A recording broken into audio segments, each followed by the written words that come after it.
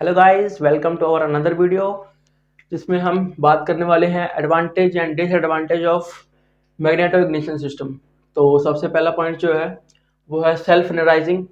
इसका मतलब क्या हुआ है कि सेल्फ एनर्जाइजिंग का मतलब ये होता है कि खुद को ही एनर्जी देना, मतलब खुद से एनर्जी को जनरेट करना, जो कि बैटरी इग्निशन सिस्टम में नहीं है, बिल्कुल इसके ऑपोजिट है। तो इसमें आपको बैटरी की जरूरत नहीं पड़ती है, ये खुद ही जो है वो एनर्जी जनरेट कर लेता है।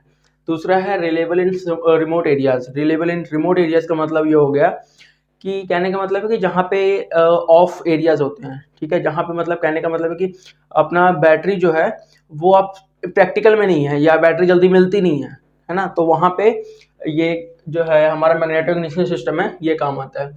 दूसरा ये क्या होता है, ये कॉम्पैक्ट और लाइट वेट होता है, बहुत ही छोटा और ये लाइट वेट होता है, इसमें मतलब कोई भार नहीं होता इसका ज़्यादा, ठीक है। ड्यूरेबल होता है, काफ़ी लंबे टाइम तक चलता है और और जो इसकी स्ट्रेंथ होती है वो बहुत अच्छी होती है।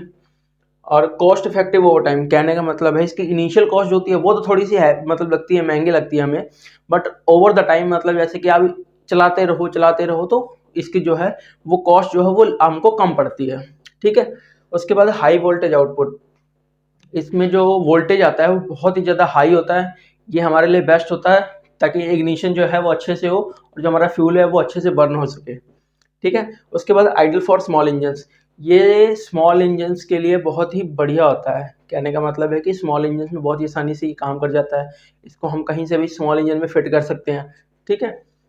उसके बाद वेदर रेजिस्टेंस होता है, कहने का मतलब है कि इसमें जो है वेदर को कोई इफेक्ट नहीं पड़ता। जैसे कि बैटरी क्या होती है कि आप मान लो बहुत ज़्यादा ठंड में चले गए तो वो बैटरी डाउन हो जाती है, चार्ज नहीं होती है ना, तो वहाँ पे इसमें ऐसा कोई सीन नहीं है, इसमें आपका इंजन स्टार्ट हो जाएगा अगर आप किक मारोगे तो। दूसरी चीज़ है इको फ्रेंडली है, इसमें बैटरी नहीं है, तो ये कॉमन सी बात होगी कि ये इको फ्रेंडली हो जाएगा, लेड का यूज़ नहीं होगा।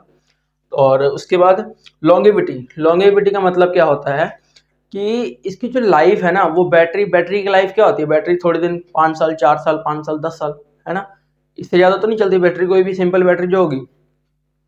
और इसमें क्या होता है, जब तक इसका पार्ट जो है वो टूट ना जाए तब तक वो प्रॉपर काम करता रहता है, ठीक है। अब बात करते हैं डिसएडवांटेज की। तो सबसे पहला पॉइंट है डिफिकल्ट स्टार्टिंग। जैसे कि आपने बैटरी पॉइंट में पढ़ा होगा, अगर आपने नहीं देखी है तो ऊपर आपको वो भी मिल जाएगी, बैटरी इग्निशन पॉइंट, ठीक है। उसमें आप देख लो कि एक सिंपल सिंपल मतलब ये है कि सेल्फ से स्टार्ट हो जाती है, सिर्फ एक स्विच से आप स्टार्ट कर सकते हो, ठीक है, स्मूथली स्टार्टिंग है। यहाँ पे क्या है, आपको किक मारनी पड़ेगी, जब तक वो मैग्नेटिक फील्ड बनेगी नहीं तब तक ये इंजन स्टार्ट नहीं होता है। फिर दूसरी चीज़ है, इसकी जो मैन्युफैक्चरिंग है वो एक्सपेंसिव होती है, जैसे कि मैंने आपको बताया इनिशियल कॉस्ट इसकी ज़्यादा होती है, लेकिन लॉन्ग द टाइम ये जो है वो जो इसकी कॉस्ट पड़ती है वो कम पड़ती है। Less efficient at low speed, कहने का मतलब है कि अगर स्पीड लो होगी तो ये एफिशिएंट नहीं होगा। कहने का मतलब है जैसे मान लो बैटरी में क्या होता है, कांस्टेंट वो सप्लाई देता रहता है, बट यहाँ पे क्या होता है कि जब मैग्नेट मूव करेगा तभी बनेगी, और जितनी तेजी से करेगा उतनी ज़्यादा मैग्नेटिक फ्लक्स बनेगा, राइट। तो यहाँ पे जब अगर जो स्पीड होगी वो स्लो होगी तो मैग्नेटिक फ्लक्स उतना ही कम बनेगा, तो वहाँ पे जो एफिशिएंसी है वो कम हो जाती है। और उसके बाद क्या है, लिमिटेड एप्लीकेशन।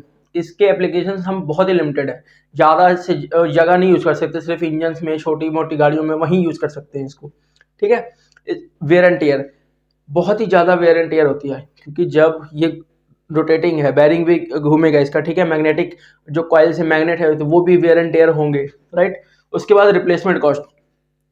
जब मान लो आपने बैटरी है, बैटरी सस्ती आती है आजकल, है ना, 11,000 1200 में आ जाती है, बट इसके जो रिप्लेसमेंट है इसमें आपको लेबर चार्जेस, इसकी कॉस्टिंग, जो मैग्नेट है उसकी कॉस्टिंग, कॉइल की कॉस्टिंग, सब कुछ आपको चेंज कराना पड़ता है, तो इसकी जो कॉस्टिंग है वो बहुत ही ज़्यादा होती है, जो रिप्लेसमेंट कराना पड़ता है, ठीक है। उसके बाद क्या है, नो पावर फॉर एक्सेसरीज।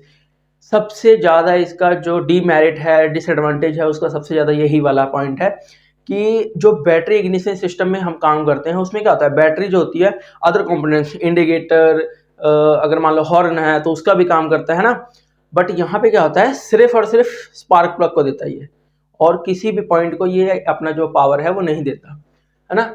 उसके बाद क्या होता है, इसके लिए हमें हैवी फ्लाई व्हील चाहिए होता है, ताकि जितना हैवी होगा उतनी ज़्यादा स्पीड से वो घूमेगा, उतनी ज़्यादा टॉर्क बनाएगा, है ना, उतनी ज़्यादा इलेक्ट्रिसिटी प्रोड्यूस होगी। फिर इसका क्या है, स्पेशलाइज्ड मेंटेनेंस। इसमें बैटरी में क्या होता है, बैटरी में हमने बैटरी की खोली, टर्मिनल खोले, उसको गर्म पानी डाला, अगर कार्बन जम गया तो गर्म पानी डाल के कार्बन हटाया, वैसलीन लगाई, चल गया वो। इसमें क्या होता है, इसकी मेंटेनेंस ही बहुत ही ज़्यादा जो होती है वो स्पेशलाइज्ड होती है, नॉर्मल पर्सन उसके लिए नहीं कर सकता, उसको हमें मैकेनिक को दिखाना पड़ेगा जिसकी कॉस्टिंग ज़्यादा आती है। उसके बाद परफॉर्मेंस डिग्रेडेशन ओवर टाइम। इसमें क्या होता है, जैसे जैसे आप यूज़ करते जाओगे इसकी परफॉर्मेंस जो है वो घट जाएगी, आपको रिप्लेस कराना पड़ेगा, राइट। जैसे कि मैग्नेट है, आप मैग्नेट को काफ़ी टाइम बार बार कहीं पे लगाओ, निकालो कहीं पे लगाओ, तो उससे क्या होता है, उसकी जो पावर होती है वो कम हो जाती है। सेम एग्जैक्ट यहाँ पे भी होता है, इसका जो है वो कम हो जाता है, ठीक है। तो ये हमारा एडवांटेज और डिसएडवांटेज है, इसका स्क्रीनशॉट ले लो आप, ठीक है। तो अब बात करेंगे कि एप्लीकेशंस कहाँ पे होती हैं, है ना। ये आपके 10 नंबर का, 10 मार्क्स का ये आता है, ठीक है। तो मैंने आपको 10 पॉइंट लिखा दिए हैं, पेपर में आराम से आप लिख के आ सकते हो, और ये इंपॉर्टेंट क्वेश्चन है, ठीक है। तो अब इसके हम एप्लीकेशंस की बात कर लेते हैं, एप्लीकेशंस कहाँ पे होते हैं इसके। और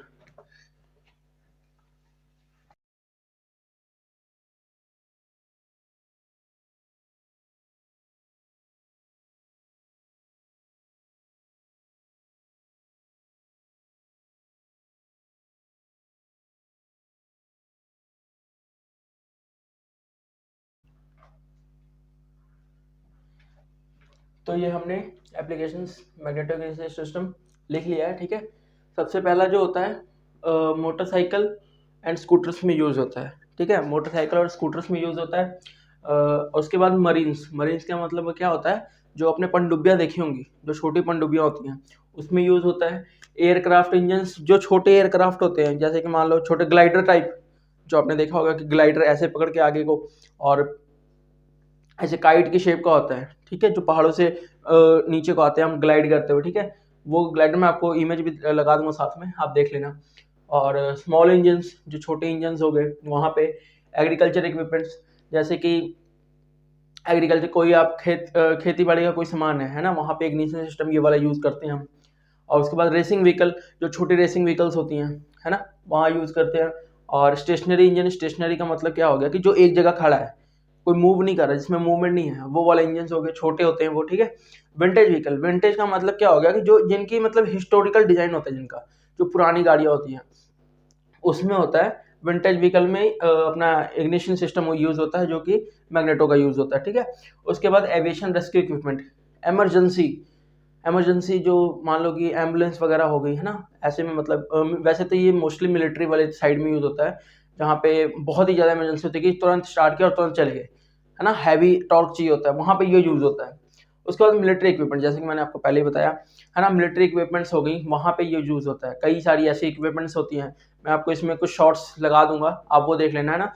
बहुत सी ऐसी, आप गूगल पे भी आप सर्च करोगे ना, military equipments on magnetic system, बहुत ज़्यादा वैरायटीज़ हैं। बट ये क्या कि ये स्मॉल्स होती हैं, मतलब छोटी होती हैं, और यही इनका मतलब जो है कि डीमेरिट है, डिसएडवांटेज है, कि इसको हम बड़े इंजन्स में यूज़ नहीं कर सकते।